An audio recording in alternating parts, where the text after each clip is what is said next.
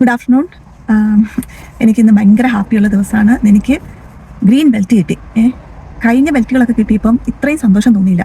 പക്ഷേ ഈ ബെൽറ്റിന് ഞാൻ കഴിഞ്ഞ മാസം തൊട്ട് സെൻസൈഡ് പുറകെ നടക്കുന്നതാണ്. എന്നെ ഗ്രേഡിങ്ങിന് ഇടാമോ? അപ്പോൾ പിള്ളേരുടെ കൂടെ പോകാനായിട്ടുള്ള ഒരുക്കത്തിലായിരുന്നു. പക്ഷേ പിള്ളേർക്ക് ഇപ്രാവശ്യം വരാൻ പറ്റിയില്ല.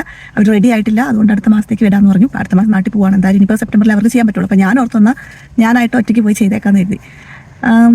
അത്ര സ്ട്രിക്റ്റ് ഒന്നും അല്ല. അവർ ഇച്ചിരി മിസ്റ്റേക്കുകളൊക്കെ കാണിച്ചാലും തരും. അതുകൊണ്ട് ആരും ടെൻഷനൊന്നും അടിച്ച് പോകാതിരിക്കേണ്ട. ബട്ട് അഗെയിൻ നമ്മളെ അത് വിടണമെങ്കിൽ ഒരു സെൻസായി അത് ഓതറൈസ് ചെയ്യണം. ഒരു ലെറ്റർ നമുക്ക് തരും. ആ ലെറ്ററിനകത്ത് അവർ നമ്മുടെ പേരെഴുതി അവർക്ക് പോകാൻ റെഡി ആയെന്നുള്ളൊരു എഴുതി തന്നാൽ മാത്രമാണ് നമുക്ക് ഗ്രേഡിങ്ങിന് പോകാൻ പറ്റുള്ളൂ. എനിവേ ഞാൻ ആദ്യം തൊട്ട് പറയാം എന്തിനെയാണ് ഇത് ചേർന്നത്, ഞങ്ങൾ എന്തുകൊണ്ടാണ് ചേർന്നത്, അതിൻ്റെ ബാക്കി കാര്യങ്ങളൊക്കെ. അപ്പം എനിക്ക് പണ്ടോട്ടെ ആഗ്രഹം ഉണ്ടായിരുന്നു കരാട്ടയ്ക്ക് പോകണമെന്ന്. എനിക്ക് തോന്നുന്നത് മമ്മി പറഞ്ഞിട്ടുണ്ട്, പപ്പ കരാട്ടെ വലിയ ബ്ലാക്ക് ബെൽറ്റ് ഒന്നും ആയില്ലെങ്കിലും ബ്രൗൺ ബെൽറ്റ് വരെയൊക്കെ ആയിട്ടുണ്ടെന്ന് പറഞ്ഞു കേട്ടിട്ടുണ്ട്. പക്ഷേ ഞാൻ കണ്ടിട്ടില്ല. എൻ്റെ ചെറുപ്പത്തിലൊന്നും പോയി കണ്ടിട്ടില്ല. അപ്പോൾ ചിലപ്പോൾ ആ ഒരു ബ്ലഡിൻ്റെ ആയിരിക്കും. അപ്പം ഞാൻ വന്ന് കുറേ വർഷങ്ങൾ എനിക്ക് ഇവിടെ അടുത്തൊന്നും കിട്ടിയില്ല. അങ്ങനെ ക്ലാസ്സിൻ്റെ കാര്യം ഒന്നും അറിയത്തില്ല. അങ്ങനെ ലോലേനെ ഞാൻ തായ്ക്കൊണ്ടയ്ക്ക് സ്കൂളിൽ ചേർത്തു. പക്ഷേ രാവിലെ കൊണ്ടുവിടുന്നത് വളരെ ബുദ്ധിമുട്ടാണ്. സമയത്ത് ഇറങ്ങാൻ പറ്റുന്നില്ല. ക്ലാസ് എപ്പോഴും മിസ്സാവണം. അങ്ങനെ അത് സ്റ്റോപ്പ് ചെയ്തു. അങ്ങനെയാണ് ഞാൻ അറിഞ്ഞത് ഞങ്ങളുടെ തൊട്ടടുത്ത്, അതായത് വീട്ടിൽ നിന്ന് ഇറങ്ങിക്കഴിഞ്ഞാൽ 5 മിനിറ്റ് കൊണ്ട് എത്താൻ പറ്റും കാറിൽ, ഷെയർ വാട്ടറിൽ ഇതുപോലെ കരാട്ടെ തുടങ്ങി. എന്നാൽ പിന്നെ ഞാനും പിള്ളേരെ ആദ്യം കൊണ്ട് ചേർത്തു. പിള്ളേരെ ചേർത്ത് കഴിഞ്ഞപ്പോൾ അവർക്ക് പോകണ്ട, അവർ കിടന്ന് ബഹളം. അപ്പോൾ അവരെന്നോട് ചോദിച്ചു എന്തുകൊണ്ട് നിനക്ക് ചേർന്നോട്ടെ? ഞാൻ ഇത്രയും പ്രായമായില്ലേ. അപ്പം അവർ പറഞ്ഞു കുഴപ്പമില്ല, ഇഷ്ടംപോലെ പേരൻസ് വരുന്നുണ്ടല്ലോ എന്ന് പറഞ്ഞു. അങ്ങനെയാണ് ഞാനും കൂടെ ചേർന്നത്. അപ്പോൾ പിള്ളേർക്ക് ഒരു മോട്ടിവേഷനായി. അവർ മടി പിടിച്ചിരിക്കുവാണ് ഫുൾ ടൈം. പക്ഷേ എനിക്ക് പോകേണ്ടുള്ളതൊന്നും പിള്ളേരെ കൂടി കൊണ്ടുപോകേണ്ടുള്ളതുകൊണ്ടും ഞങ്ങൾക്ക് 3 പേർ കൂടെ ഒരുമിച്ച് പോകാം. അല്ലെങ്കിൽ ഞാൻ പറയട്ടെ, ഇപ്പം ഒരാൾക്ക് സ്വിമ്മിങ്ങിന് പോകണം, ഒരാൾക്ക് ജിംനാസ്റ്റിക്സിന് പോകണം, ഒരാൾക്ക് വേറെ എന്തെങ്കിലും ആയിരിക്കും, ഈ എക്സ്ട്രാ കരിക്കുലർ ആക്ടിവിറ്റീസ്, ഡ്രോയിങ് ആയിരിക്കും. അപ്പം നമ്മൾ പിള്ളേർക്ക് ഒറ്റയ്ക്ക് പോകാൻ പറ്റത്തില്ലല്ലോ. നമ്മൾ ഇതിനെല്ലാം ടൈം എടുത്ത് ഇവരെല്ലാം കൊണ്ടുപോകണം. ഈ ഡ്യൂട്ടിക്ക് അടുത്തും ഇടയിലും ഈ വീട്ടിലെ കാര്യങ്ങളുടെ ഇടയിലും.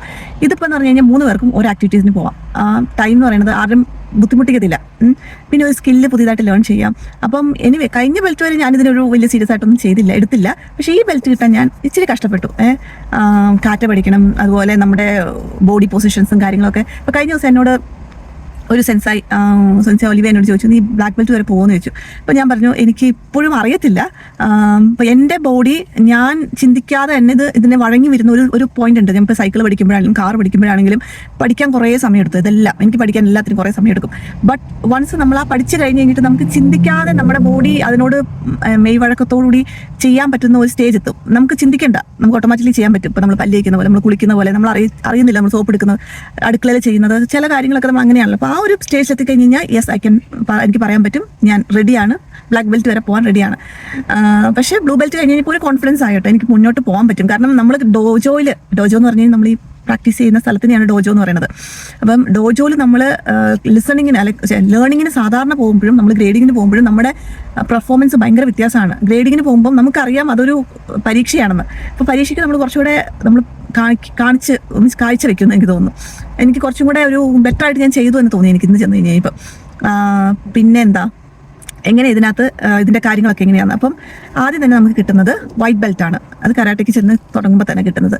വൈറ്റ് ബെൽറ്റിൽ നിന്ന് യെല്ലോ ബെൽറ്റിലേക്ക് പോകാൻ വെറും 1 മാസത്തെ ട്രെയിനിങ് മാത്രം മതി.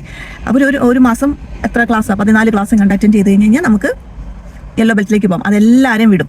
പെട്ടെന്ന് എല്ലാവരെയും യെല്ലോ ബെൽറ്റിലേക്ക് വിടും. യെല്ലോ ബെൽറ്റിൽ നിന്ന് അടുത്ത ബെൽറ്റിലേക്ക് പോകാൻ 14 28 ക്ലാസ് വേണം ഓറഞ്ചിലേക്ക് പോകാനായിട്ട്. യെല്ലോ ടു ഓറഞ്ച് അതും പെട്ടെന്ന് നമുക്ക് കിട്ടും. ഈ ഓറഞ്ചിൽ നിന്ന് ഈ ഗ്രീനിലേക്ക് എത്താൻ 32 ക്ലാസ്സാണ് വേണ്ടത്. അതായത് ഈ മൾട്ടിപ്ലൈ ചെയ്തുകൊണ്ടിരിക്കുകയാണ്. ഈ 32 ക്ലാസ് കഴിഞ്ഞെങ്കിലും അത് നമ്മൾ അതിനുള്ള പ്രാപ്തി ആയില്ലെന്ന് സെൻസായിക്ക് തോന്നുവാണെങ്കിൽ, ഇപ്പം ഈ സെൻസായി എങ്ങനെയാണെന്ന് വെച്ച് കഴിഞ്ഞാൽ, പിന്നെ വേറൊരു പ്രയോജനം എന്നാന്ന് വെച്ച് കഴിഞ്ഞാൽ ഈ ക്ലാസ്സിന് മാത്രം നമുക്ക് എത്ര ക്ലാസ് വേണമെങ്കിലും പോവാം. ഇപ്പോൾ സ്വിമ്മിങ് ആണെങ്കിൽ നമ്മളിപ്പം എത്ര പൗണ്ടാണ്, 48-50 പൗണ്ട് കൊടുത്തു കഴിഞ്ഞ് കഴിഞ്ഞാൽ ഒരു ക്ലാസ്സാണ് ആഴ്ചയിലുള്ളൂ. ആ ഒരു ക്ലാസ്സിനെ പോകാൻ പറ്റത്തുള്ളൂ. പിന്നെ അടുത്ത ക്ലാസ് അടുത്ത ആഴ്ച വരുന്നുള്ളൂ. പക്ഷേ ഇതിൻ്റെ പ്രത്യേകത എന്ന് വെച്ചാൽ ഞങ്ങൾ 3 പേരും കൂടെ 112 പൗണ്ടാണ് കൊടുക്കുന്നത്. കാരണം ഒരാൾക്ക് 48, 2 പേരാകുമ്പം ഒരു ഫാമിലിയിൽ നിന്ന് 2 പേരാകുമ്പോൾ 96, 3 പേരാകുമ്പോൾ 112. അങ്ങനെ അതിൻ്റെ കണക്ക് പോകുന്നത് കുറഞ്ഞു വരും കൂടുതൽ ആൾക്കാർ വരുമ്പോൾ. അതൊക്കെ കൊണ്ടാണ് ഞാനന്ന് ചേർന്നത്.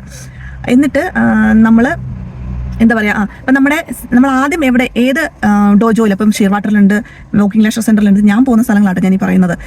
മുട്ടിന് എല്ലായിടത്തും ഉണ്ട്. അഡൽസ്റ്റണിലുണ്ട്, ചർച്ച് ഓഫ് കുർക്കാമിലുണ്ട്, കേംബർലിയിലുണ്ട്. ഇതിങ്ങനെ പടർന്ന് കിടക്കുവാണ്. ഇഷ്ടംപോലെ ട്രെയിനിങ്സ് ചെയ്തുകൊണ്ട്, ട്രെയിനിങ് ഏരിയകളുണ്ട് നമുക്ക് അടുത്തടുത്തടുത്ത്. അതുപോലെ സെൻസായികളാണെങ്കിലും അവർ ഒരു വലിയ ഗ്രേഡിലേക്ക് എത്തിക്കഴിയുമ്പോഴത്തേക്കും അവരെ ടീച്ചേഴ്സ് ആവാൻ ട്രെയിനിങ് കൊടുത്തിട്ട് അവരെ ഇതുപോലെ നമ്മളെ ട്രെയിൻ ചെയ്യാനായിട്ട് എല്ലായിടത്തേക്കും വിടുവാണ്. അപ്പം ഒരു ക്ലാസ്സിൽ 2-3 സെൻസായികളുണ്ടാവും. അത് നമ്മളെ പഠിപ്പിക്കും, നമ്മളെ ട്രെയിൻ ചെയ്യിപ്പിക്കും. ബ്ലാക്ക് ബെൽറ്റ് ഉള്ള സെൻസൈകൾ ഉണ്ടാവും, പിന്നെ ബ്ലാക്കിൽ വരെയുള്ള സെൻസൈ ഉണ്ടാവും. അവർക്ക് ടീച്ചേഴ്സാണ് അവരൊക്കെ. അപ്പോൾ എനിക്കിപ്പോൾ അടുത്ത ഗ്രേഡിലേക്ക് ചെന്ന് കഴിഞ്ഞാൽ ടീച്ചർ ആവാൻ വേണ്ടി പോകാം. പക്ഷേ അതിന് പിന്നെ നമ്മൾ ട്രെയിനിങ് കാര്യങ്ങളൊക്കെ എക്സ്ട്രാ നമ്മൾ പോകണം. നമ്മൾ കുറച്ചുകൂടെ പെർഫെക്റ്റ് ആയിരിക്കണം എല്ലാ മൂവുകളും. അത് നെക്സ്റ്റ് ലെവലാണ്. നമുക്ക് നോക്കാം, സീരിയസ് ആയിട്ട് നമ്മൾ ഇതിനൊക്കെ കാണുവാണെങ്കിൽ നമ്മൾ അടുത്ത അങ്ങനെയൊക്കെ പോകും.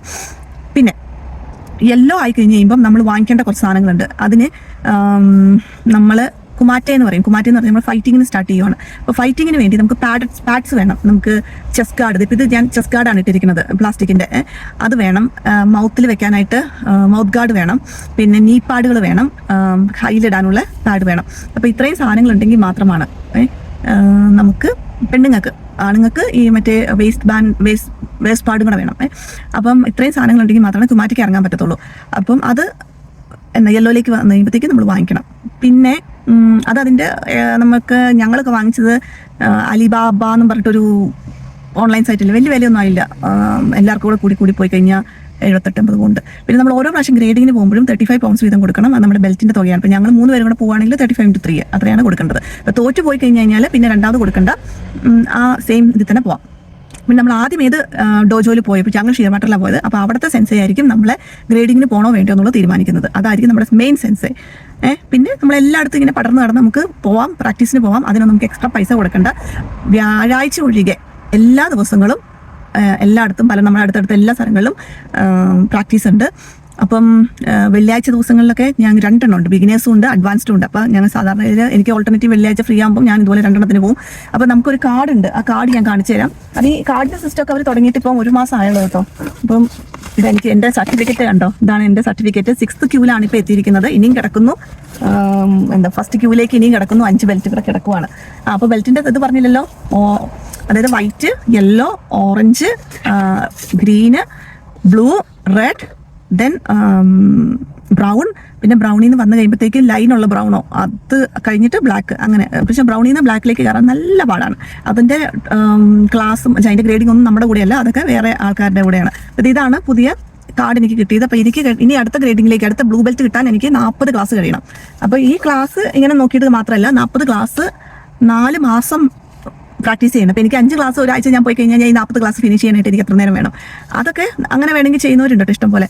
ബട്ട് ഈ 5 മാസം ആട്ടോ, 4 മാസമല്ല, 5 മാസം. 4 മാസം എനിക്ക് വേണ്ടി വന്നത് കഴിഞ്ഞ ബെൽറ്റിലേക്ക് ആവാൻ വേണ്ടിയായിരുന്നു. അപ്പോൾ ഇതിലേക്ക് ആവാൻ എനിക്ക് ഇനി 5 മാസം കാത്തിരിക്കണം. ഇവിടെ എഴുതി വെച്ചിട്ടുണ്ട് 5 മാസം കാത്തിരിക്കണം എന്ന്. 40 ക്ലാസ്സും 5 മാസവും. പിന്നെ എക്സ്ട്രാ ക്ലാസ്സസ് ഇവിടെ താഴെ നമ്മൾ അതിനുള്ള ആയിട്ടില്ലെങ്കിൽ അവർ എക്സ്ട്രാ അഡീഷണൽ ക്ലാസ്സസ് നമുക്ക് തരും. അപ്പോൾ ഇത്രയൊക്കെയാണ് കരാട്ടെ. വളരെ നല്ലൊരു സംഭവമാണ്. പിന്നെ ഞാൻ ലോലേനെ എസ്തറിനെയൊക്കെ ചേർത്തെന്ന് വെച്ചാൽ പിള്ളേരാണ്, അവരിനി യൂണിവേഴ്സിറ്റിയിലൊക്കെ പഠിക്കാനായിട്ട് ഒറ്റയ്ക്ക് പോകുന്നു. അപ്പം ഇതൊക്കെ ഒന്ന് അറിഞ്ഞിരിക്കുന്നത് നല്ലതല്ലേ. അവർ ആരെങ്കിലും ഉപദ്രവിക്കാൻ വരുമൊക്കെ ആണെങ്കിലും ഒരു കോൺഫിഡൻസ് ഉണ്ടാവുമല്ലോ. അപ്പം നമ്മൾ ഇതിനകത്ത് സിനിമയിൽ കാണിക്കുന്ന പോലെ പറഞ്ഞിടിക്കാനും പിടിക്കാനൊന്നും നമുക്ക് പറ്റത്തില്ല.